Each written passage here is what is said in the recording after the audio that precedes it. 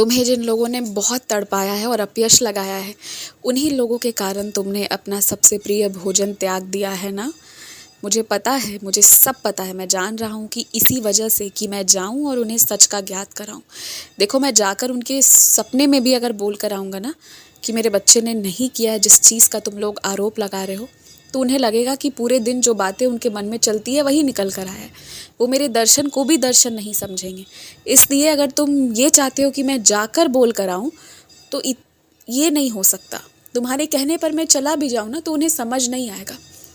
और सोचो कि तुम इसमें भी मुझे जाने कह रहे हो, ये तुम्हारा बड़प्पन है कि इस बुराई में भी तुम उन्हें मेरे दर्शन दिलवाना चाहते हो। जिन्हें मेरे दर्शन मिलते हैं उन्हें मोक्ष की प्राप्ति होती है।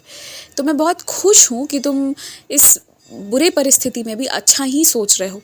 लेकिन तुम्हारी इस समस्या का समाधान मेरे जाने में नहीं है, मेरे किसी लीला में है। थोड़ा रुको, देखो, बहुत छोटी छोटी कुछ चीज़ें होंगी, बहुत ही छोटी, जो तुम्हारे लिए मायने भी नहीं रखेंगी, लेकिन जिसमें तुम पर नज़र रखी जाएगी और तुम सही हो ये साबित हो जाएगा। तो तुम देखो, मैं अपने तरीके से इस समस्या का समाधान करा दूंगा, क्योंकि हर कोई मेरे दर्शन को दर्शन भी नहीं समझता। कुछ लोग उसे सोचेंगे, उनका सोच है, उनकी विचार है, तो वो अभी दर्शन के हकदार नहीं हैं। तो सबूरी रखो, मैं अपने तरीके से ना इस समस्या का समाधान निकलवा दूंगा और तुम्हें मैं इतने दिन इस तरह तड़पने भी नहीं दूंगा।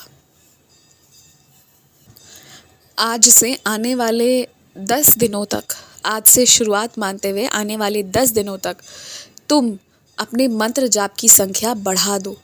तुम्हें फल देखने को मिलेगा। और मंत्र जाप चुपचाप मौन धारण करके मन ही मन करते रहना। तुम्हें सच्चे सुख की प्राप्ति होगी, जो अभी तुम्हें समझ नहीं आया है।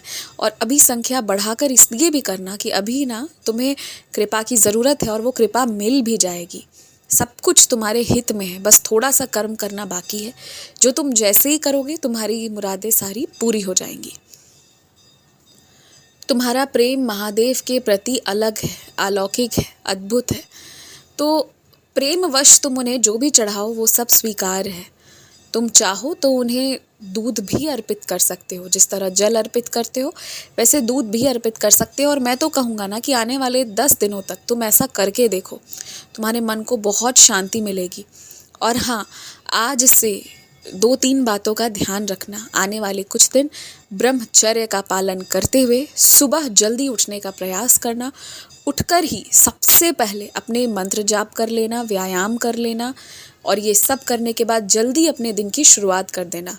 और एक अच्छी आदत डालने की कोशिश करना कि रात को 9 से 10 के बीच सो जाओ और रात का खाना भी जल्दी ही खा लेना। आने वाले 10 दिन अपने आप को समय दो। इन 10 दिनों में ना तो तुम किसी से बहस करोगे, ना किसी को कुछ कहोगे। ये भी ध्यान रखना, किसी से बुरी बात नहीं करनी है और किसी के लिए किसी को कुछ भी नकारात्मक हो जहाँ वहाँ नहीं रहना है। और यही सबसे बड़ी परीक्षा है, क्योंकि जिस क्षण तुम सोचोगे ना कि अब नकारात्मक बातें नहीं करूँगा, किसी की गलत बात को याद नहीं करूँगा, उसी क्षण परीक्षा भी शुरू होगी। ये भी ध्यान रखना। और ये सिर्फ एक परीक्षा होगी, तो याद रखना कि तुम्हें परीक्षा में जीतना है। किसी की बातों को दिल से लगाना शुरू मत करना। अगर किसी की बातों पर ध्यान दे दिए तो हार जाओगे। हारना नहीं है, तुम्हें जीतना है इस बार। और तुम ये बात जान लो, जब तुम्हारे भक्ति की परीक्षा हो रही है तो मेरी भी परीक्षा हो रही है कि मैं किस तरह तुम्हें साथ दे रहा हूँ कि तुम उसे पूरा कर पा रहे हो।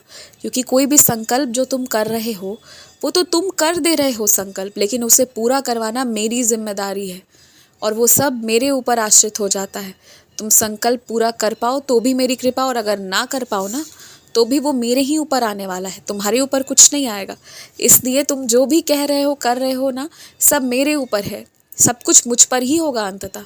तो तुम्हें फिक्र नहीं करना चाहिए, बस ध्यान देकर जो भी बात सोची हो उसे पूर्ण करने की प्रयत्न में लग जाना चाहिए। कोशिश करोगे तो हो ही जाएगा। खुश रहो।